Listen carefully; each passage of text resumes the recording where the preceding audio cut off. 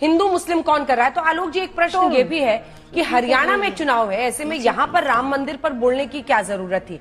चूंकि उन्होंने disco dance कहा, आपने कुछ और कहा, सुना देते हैं। चूंकि उन्होंने डिस्को डांस कहा, आपने कुछ और कहा, सुना देते हैं राहुल गांधी ने राम मंदिर को लेकर क्या कहा। कि पूरा हिंदुस्तान देख रहा भैया, आपने राम मंदिर खोला, सबसे पहले आपने राष्ट्रपति से कहा कि भैया आप आदिवासी हो, आप तो अंदर आ ही नहीं सकती।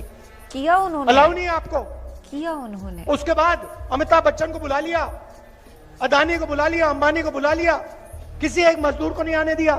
बात तो सही है। गोदी मीडिया के एंकर्स का यही है यार, वो भूल जाते हैं कि उन्हें पक्षपात नहीं करना है, न्यूट्रल रहना है, दोनों ही पक्षों को सुनना है, सत्ताधारियों को भी तो विपक्ष को भी। पर अब जब मोटा अमाउंट उनके बैंक अकाउंट्स के अंदर डायरेक्टली ट्रांसफर होगा तो थोड़ा उनका ईमान जो है वो डगमगा जाता है। और वही अंजना ओम कश्यप के साथ हुआ, अंजना ओम मोदी के साथ हुआ। पर इस बार आलोक शर्मा जी जो कांग्रेस के स्पोक्स पर्सन है, उन्होंने जो लताड़ा है मैडम को, वो कहते हैं ना कि एक्सपोज करके रख दिया कि असलियत में गोदी एंकर्स होते क्या। हे हाय हेलो नमस्ते जी, सत श्री अकाल, अस्सलाम वालेकुम। मैं निधि शर्मा इंडिया से। और इस बार जिस तरीके की फटकार अंजना जी को पड़ी है ना, भुला नहीं पाएंगी वो, और भूलेंगे तो हम भी नहीं, क्योंकि हंसी छूट जाती है। दलाली जो है ना, एक ऐसा घटिया बर्ताव है कि उसको करते समय एक इंसान बहुत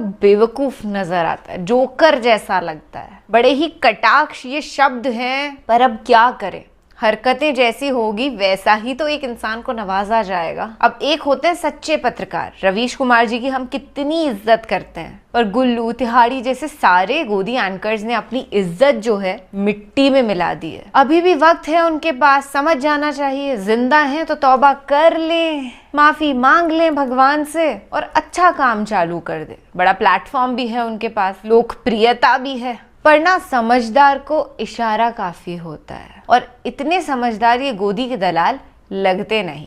तो चलिए एक बार बेइज्जती को एक्सपीरियंस कर लेते हैं अंजना जी की, जो आए दिन होती रहती है, फिर उसके बाद और बातचीत करेंगे।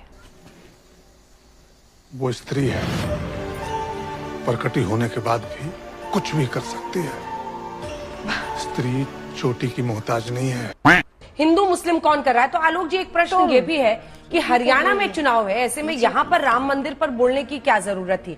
चूंकि उन्होंने डिस्को डांस कहा, आपने कुछ और कहा, सुना देते हैं। चूंकि उन्होंने डिस्को डांस कहा, आपने कुछ और कहा, सुना देते हैं राहुल गांधी ने राम मंदिर को लेकर क्या कहा। कि पूरा हिंदुस्तान देख रहा भैया, आपने राम मंदिर खोला, सबसे पहले आपने राष्ट्रपति से कहा कि भैया आप आदिवासी हो, आप तो अंदर आ ही नहीं सकती।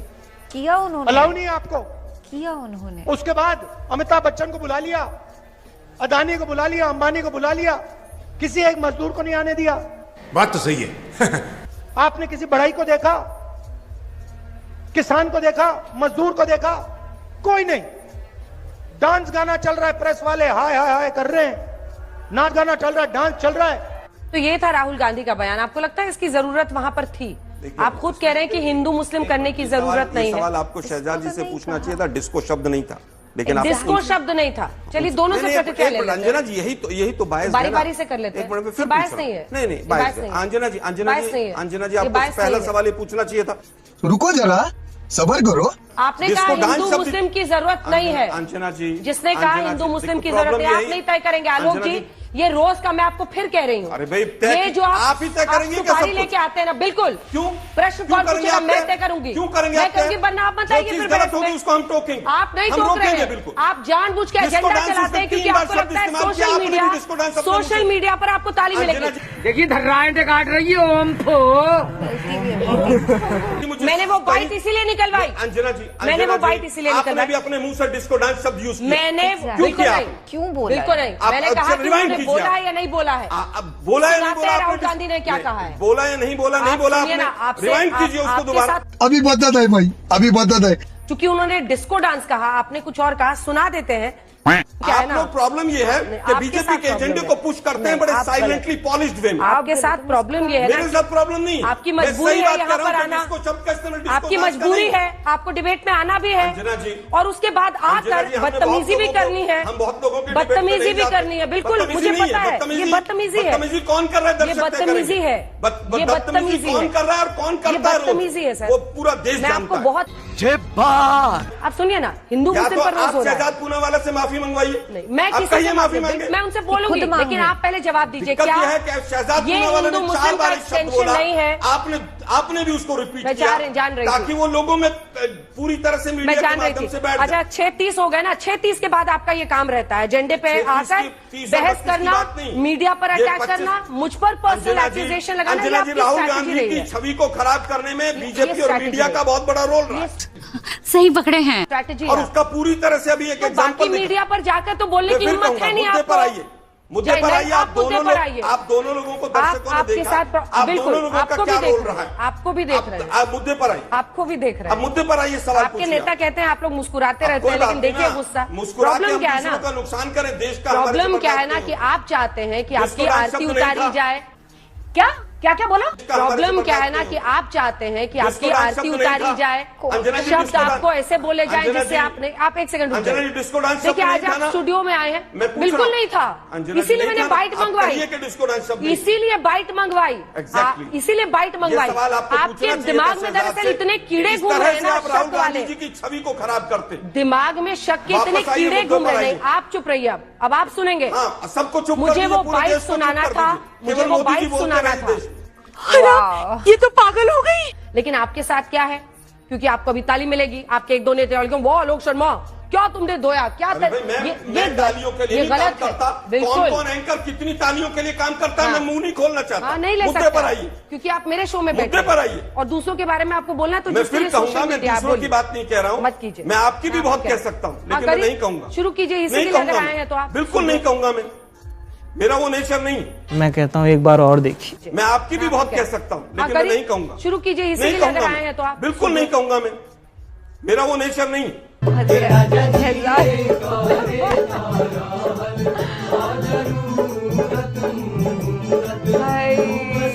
एक्चुअली ना पोपट हो क्या गई। बात है सर, क्या बात है सर, क्या बात, ये बात है।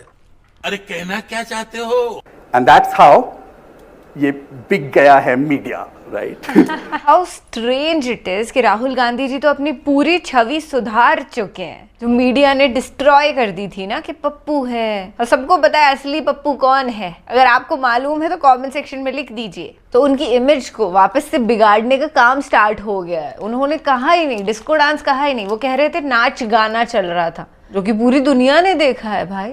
सेलिब्रिटीज आ रहे हैं, अमीर लोगों को बुलाया जा रहा है, और वो लोग जो देश चलाते हैं, जो अन्नदाता हैं, जो मजदूर हैं, जो वाकई में श्री रामचंद्र जी की आराधना में लीन रहते हैं, उनका क्या? उनको तो कोई नहीं पूछ रहा है। यहाँ पर तो सिर्फ पैसे वालों की, सेलिब्रिटीज की पूछ है। और माननीय प्रेसिडेंट हमारी द्रौपदी मुर्मू जी, जो कि आदिवासी कम्युनिटी से बिलोंग करती थी, तो उनको एंटर ही नहीं करने दिया। वहीं पे जातिवाद का जो बीज होता है ना, इस सदी में मोदी जी ने खुद बो दिया। और फिर इन्हीं के पार्टी के सदस्य, जैसे वो हिमाचल से जो मेंबर ऑफ पार्लियामेंट है ना, अनुराग ठाकुर, कास्टिज्म कर रहे थे। राहुल गांधी जी को कहते हैं कि तुम्हें खुद की जात का मालूम नहीं, तुम जाति जनगणना की बात कर रहे हो। अरे ओ होशियार, कास्ट सेंसस इसलिए जरूरी है ताकि जितने भी पिछड़े लोग हैं, आर्थिक तौर पर पीड़ित कम्युनिटीज हैं, उनका उत्थान हो सके। पर इनकी पार्टी का कोई सदस्य इस बात को नहीं समझता। ना योगी जी समझते, ना कंगना रनौत समझती है। उनसे जाति जनगणना का पूछा गया तो बोलती है कि साथ रहेंगे तो बढ़िया रहेंगे, बटेंगे तो कटेंगे। अरे यहाँ बटने की बात नहीं हो रही, इसलिए नहीं जाति जनगणना हो रही है कि लोगों की कास्ट को पूछ करके उन्हें बुली करा जाए। वो तो बीजेपी कर देती है। कास्ट सेंसस गरीबों की मदद के लिए हो रहा है। कोई समझाए इनको, बच्चा बच्चा समझता है पर इनके समझ में नहीं आता। खैर, कितने भी झूठे एजेंडे